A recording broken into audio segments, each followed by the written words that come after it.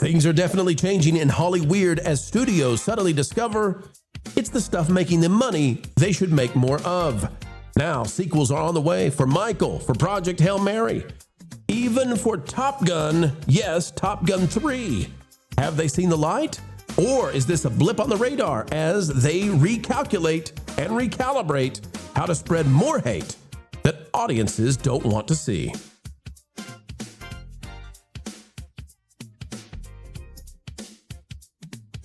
It's a great day. It's a groovy day. Thank you, folks, for coming our way. Somewhere sunny USA is where the studio is glistening because you're listening to what we have to say. Explaining Hollywood? You bet. Every single day. Click the like button and let's dive in right now. Audiences have rejected Hollywood's attempts to change what it is you go to see at the movies, and instead, the sequels are now coming. The assembly line is grinding away, trying to make the stuff you want forevermore. This Out of That Park Place by Marvin Montanaro. Yes, I'm sorry, critics, with your 30% rotten score for Michael. But Michael 2 is already being discussed after a record-breaking box office debut. Again, this is by Marvin Montanaro, Out of That Park Place. Michael has only been in theaters for a few days, but its massive success and popularity is already forcing many to ask the question, will there be a Michael 2? After debuting to an eye-popping $217 million globally, the Michael Jackson biopic didn't just outperform projections, it blew past previous records and immediately sparked franchise talk inside Hollyweird. According to comments from Lionsgate Motion Picture Group chairman Adam Fogelson, the idea of continuing the story isn't just speculation, it's now actively being considered. Fogelson didn't mince words when discussing the future. Quote, "Look, there's at least one more movie. I was always excited by the possibility that you could make a more complete and satisfying telling of Michael's story if you weren't confined to only one movie. There's at least one more? Well, we thought they might try for it, but already announcing that? And guess what? The door is also being opened for a sequel to Project Hail Mary. This came out in March from The Hollywood Reporter. Pamela McClintock and Aaron Couch, some of the good authors at Hollywood Reporter. There's some bad ones over there too, but these are better than the rest of the bunch. They say that Project Hail Mary, a sequel is not out of the question, and Ryan Gosling may be in a potential franchise territory with this one. Andy Weir is in the driver's seat, and we have heard that Andy Weir is working on some other stuff, maybe not a full-blown second book or novel, but other stuff to continue going and growing. Of course, we know the likelihood of Mario getting yet more, a third film out the door, very likely now. We have watched as Hollywood has announced now that we're getting Top Gun Maverick, sequel to that one. So guys, I'm looking at what's happening here, and I say, I think they got the message. They might not admit it. They might not like it. They might hate the audience. But by golly, gee whiz, they're doing it again. They're going back and making the stuff that markets are demanding. Wiz, do you wish to rain on my parade, or shall we shine the sunshine upon the faces of the Hollyweirds and say, good job. Way to go. You submitted to us. I would say it's a little more overcast, maybe not full on rain on your parade. It's a little early yet. You're being very serious. That's a meteorological joke, folks. Go ahead. I think, well, in particularly, do not make Michael 2. We don't need it. Michael 1 was great. It was a good story. I don't think we need any more. It was good for what it was. It told a very, I'd say, positive story. Anything further is just going to tarnish the movie because it's going to create controversy and debate. We don't need it. Yeah, more Mario movies, good. More Project Hail Mary, very good. Is that going to be enough? We're still very early in the year, my friends. We still have Masters of the Universe on the horizon. Star Wars doesn't look too good. Toy Story just got a PG rating. That's a little controversial. What's in the movie that it got a PG rating when all the previous ones were rated G? That's something to be paying attention to. And then the rest of the year, we don't know how things are going to perform because we don't know if Hollywood is really learning any lessons here. It appears like some people are, but it might not be enough. I think we're still way too soon to call. Well, let me ask you this, Wiz. When we look at things like Top Gun getting a sequel, Top Gun 3 on the way, do you think markets now have basically said to Hollywood, there is no other option than to give audiences what they want? Well, Godzilla minus zero? I mean, come on, Wiz. We got some heroes on the way. Does that translate to never-ending sequels? Because based on what CinemaCon was just a couple of weeks ago, it seems like it's just going to be Top Gun forever. There's not going to be new things. So personally, I'm hoping that we get some new heroes, some new stories, some new ideas. That's why something like Project Hail Mary felt so refreshing. You went where I was going. Yeah. It was positive. I don't want Top Gun 3. I enjoyed Maverick quite a bit, but let's see something new. Let's get some new blood, some new stories, some new heroes. Having Ryan Gosling's character be so, I don't want to use the word vulnerable because it makes him seem weak. He wasn't weak, but it was just so realistic. The kind of emotions that he was battling with, of battling on doing the right thing or the selfish thing, and how they played that out. That's what we need more of: positive human dynamic relationships and emotions. Andy, did you find it odd that we do get some films that finally broke the mold? They're not woke. They don't do the things that Hollywood has become known for. Andy Weir is driving a lot of this after The Martian and now Project Hail Mary.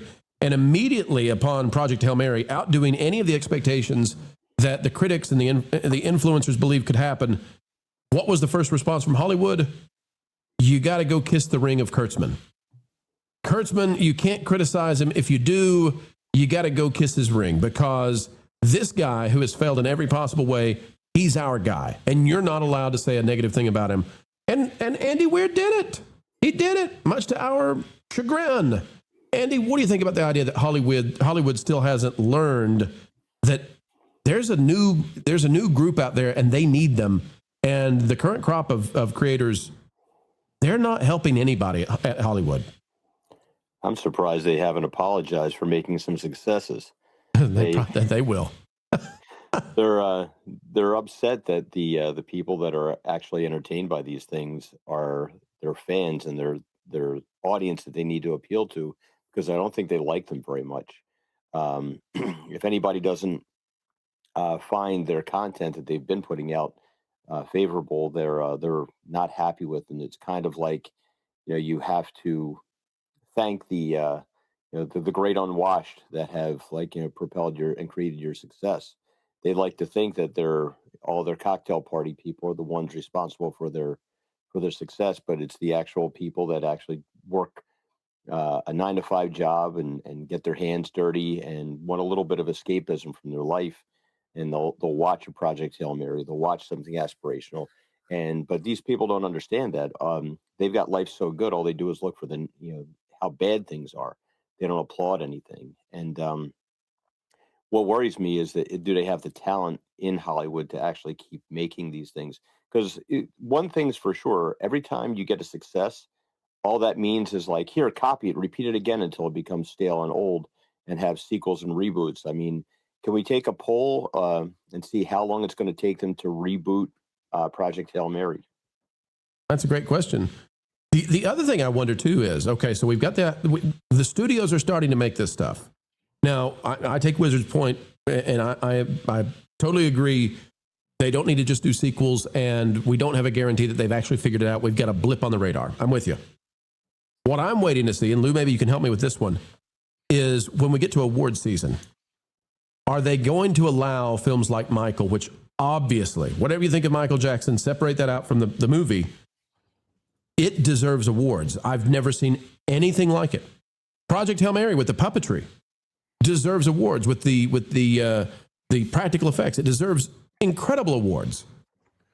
Hollywood is determined to give one battle after another awards. Lou, will they break that, and will they go to these films which clearly deserve accolades? The guy that puppets Rocky is eligible for supporting actor award. Yeah, which is kind of interesting. My big question is going to be, how tight are the contracts going to be about creative control? Because at what point does the studio say, okay, you did great with that, but we want to do it this way, and the creator, whether it's in Top Gun or Mary or anything else, says no? Do they own the property, or do they just say, well, then we've come to creative differences and somebody else is taking over? My other big question is, what the did they put in that Toy Story movie to make it PG, and how will it affect overall, not just box office, but marketing stuff? And it better be pretty important, or else it wasn't worth the gamble. Is all I'm trying to say. Well, Lou, do you think though that they'll be shut out of the awards? Because there have been times in the past where populist films have been allowed to gain awards. So like you go back to Black Panther, and we know the reasons why. Setting that aside for a minute, will they be shut out? Will the elites in Hollywood, will they feel like if we award this stuff, we're awarding a market that we disagree with? We don't want to make these kinds of films. We don't want to celebrate these kinds of films. There's a lot of that sentiment out there. And it's a question of who are they letting vote anymore? With every passing day, people with traditional values are dying. And I'm not just talking the famous ones you see in the headlines, but the grips and the electricians and everybody involved in all these awards are disappearing. And the new people don't have that tradition, don't have that obligation, and they may resent these kinds of movies being popular. Absolutely. So we shall see.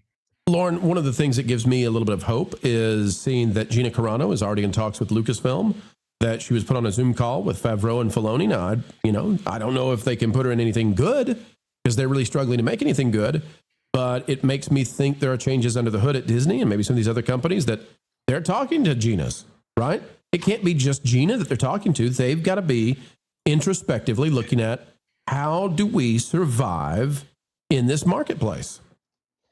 The question for me still comes down to how desperate is Hollywood right now? And I think they actually are starting to become desperate. I think that that's happening for two different reasons. You've got the people who are the money people who are saying, we need to go back to making money now. And ironically, it's the same thing from the other side. The talent is also seeing that it's getting harder and harder to make pictures, and we're making fewer of them. And we also would like to be making money, because if we're not doing this, we're waiting tables. And I think they'd much rather be making movies than waiting tables. That's why some of these actors are now being careful about what they say when they're in front of a mic. Not all of them, but some of them have figured out it really is a bad idea to alienate the people who pay your paycheck. Whether you acknowledge that initially or not, the studios get their money from somewhere, and it's from their consumers. If you start thinking that you don't need your consumers anymore, you're not going to be in the market for very long. Steve, we've reached the point where I think it became existential, and I don't even know that that matters to some of these people. I really don't. But I also noticed that, there are a lot of actors who signed on to this petition to try to stop Paramount from being able to purchase Warner Brothers. Mm-hmm. And I just think to myself when I see that, if I'm Paramount, I might not be so interested in hiring some of these actors. And if the actors know that they may not be very hireable going forward, maybe it's because they've figured out too that the whole industry is in trouble. And maybe they just don't care anymore. Maybe it's like knock the ladder out from underneath them. Maybe it's like take everything out of the clearance sale, get what you can while you can. I kind of wonder if that's the game plan. It very well could be, but I mean, at this point, I think there's that element of if Paramount wants to make money, all they got to do is say, we're just going to make good stuff instead of like caving to these people. So, which I mean, this which we've all been saying that forever. Like the studio that figures out, hey, if we make the thing that the customer wants, they're going to make a lot of money, and then the talent will follow. Like because they're also going to want the money. So I don't see how this is a big deal. Like I'm just like it just boggles my mind how people. Well, I mean, look what they did. Look what they did to Star Wars. Look what they did to Star Trek. Right? The market was clear. Mm-hmm. This is what we want, and they said no. And they said no for a decade, and they destroyed their industry with it. And then when they saw what had happened with their major franchises, then Kevin Feige over at Marvel said, you know what, if we tried that too? Let's do that. Like the jury had already decided. Like nobody was confused about what destroyed Star Wars. And then Kevin Feige said, well, we're going to do it too. Yeah, which is the dumbest possible thing. But I mean, this is the human race, right? We think, what is the thing that I should do versus what is the thing that I shouldn't do? And our proclivity at this point is to choose the thing that we shouldn't do. We know right from wrong, and we choose wrong because wrong is available to us. It is part of the condition in which we find ourselves. And so it's no surprise that when you're in an atmosphere where everybody's doing it, you're encouraged. Exactly. And there is no standard opposition to in the bubble. Doing. However, the standard opposition comes in the form of the customer who is not paying nor supporting what's going on. And so it's a fans' fault. Of course it is. It is, obviously. So, Yeah. but that's where I'm like, I just don't. I just don't understand why there's like these guys that love money. They're not just making them. They're like, I want to make money. Let's make money. I'll tell you what. Something that just occurred to me while we were talking. You know, of course, the Writers Guild have made their deal. And putting that aside, and we can talk about it someday, that leaves the directors and particularly the actors are next. I wonder if the studios are going to push for some kind of a STFU clause in their contract saying, you will not do unsupervised press, you will not disparage the company, you will not, etc., or else there'll be some penalties. Well, they should. There'd be so much pushback though, because they absolutely there would be. Love their free speech abilities. But it's like don't bite the hand that feeds you, or you get bitten yourself. Well, we've watched celebrities though annihilate their own movies, right? And with hundreds of millions of dollars on the line, annihilate the movie. So I'm fully on board with that clause. But it's one of those things that, like, I can almost guarantee that would go to the Supreme Court because. Oh, no. Because buddy, no way, Jose. That's not going to the Supreme Court. That's if it's part of your work duties. If it's in the contract that you're going to go do press tours, they would try to push it through. I don't think it would win, but I think they would get it there, and I think it would be under the guise that they'd be like, "Well, but I'm a public persona, and you're just trying to silence my public persona."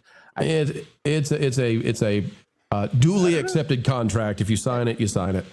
The issue, Steve, is that the First Amendment protects you from government prescribing censorship. Yes. In this case, that wouldn't apply. I want to go to Wiz to wrap this one up. And Wiz, you and I have tangled on this just a little bit. We basically agree, but there is a little bit of daylight between us on optimism versus negativity regarding where this could be.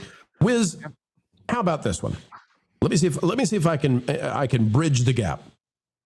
I think where we are now is that Hollywood would not make the same decision with Star Wars today that they did in essentially 2016, 2017.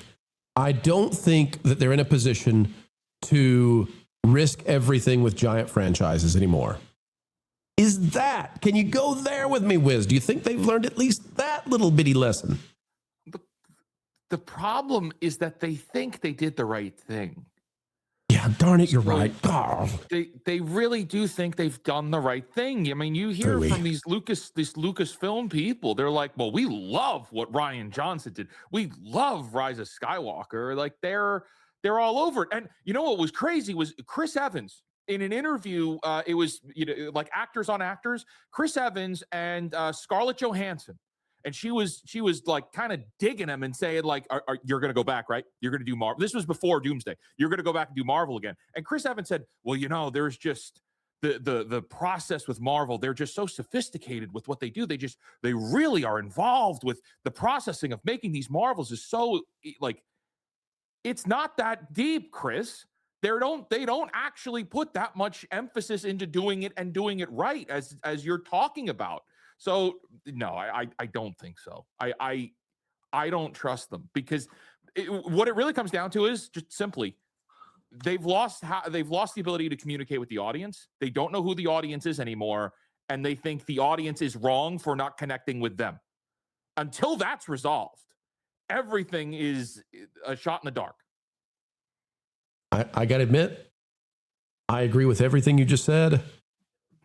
Deep down, they do agree. The only thing that I see is perhaps the heads of the studios, perhaps the fat cat executives who love their yachts a lot, not the celebrities, but maybe the decision makers with the brass rings, maybe they truly believe that they've got to make a change.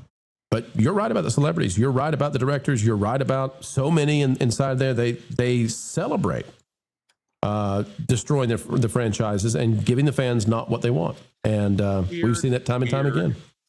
Weird. But that's the way they are. All right, I'm still staying optimistic. Go Project Hail Mary 2. I'm going to go see it in theaters. Go Godzilla -0. Go Top Gun 3. Gimme. I want to go back to the style of the 80s. I want good movies again. And that's a wrap, ladies and gentlemen. We are done for now, but don't worry. Do not fret. Not yet, for more content is still coming your way 4 times a day right here on the Pro Channel. What a joy it has been to share our time with you. We hope you feel the same. Adding value to your every single day is our job here, and we take it very seriously. Folks, the only thing we ask in return is that you consider clicking that like button. Share, subscribe, click it, stick it to those algorithms. It's the notification bell. And drop a comment right on down below. And folks, if you'd like to subscribe to our partner YouTube channels, That Park Place, That Pod Place, That Game Place, and some of those radio stations like Vacation Radio, well, we certainly would appreciate it.